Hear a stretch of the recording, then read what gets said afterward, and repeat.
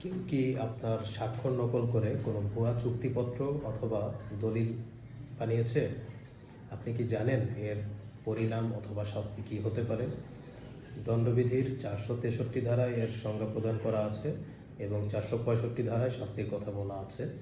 দণ্ডবিধির 463 ধারা মোতাবেক কোনো ব্যক্তি যদি প্রতারণার উদ্দেশ্যে কারো স্বাক্ষর নকল করে কোনো দলিল অথবা চুক্তিপত্র প্রস্তুত করে, সেক্ষেত্রে দণ্ডবিধির 465 ধারা মোতাবেক উক্ত ব্যক্তির 2 বছর পর্যন্ত কারাদণ্ড অর্থাৎ জেল বা জরিমানা অথবা তিনি উভয় দণ্ডে দণ্ডিত হতে পারেন।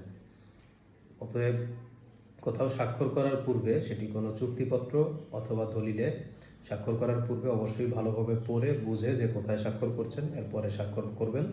আর কোনোভাবে প্রতারিত হলে বা এই ধরনের সমস্যার সম্মুখীন হলে অবশ্যই আইনগত পদক্ষেপ নেবেন। ধন্যবাদ।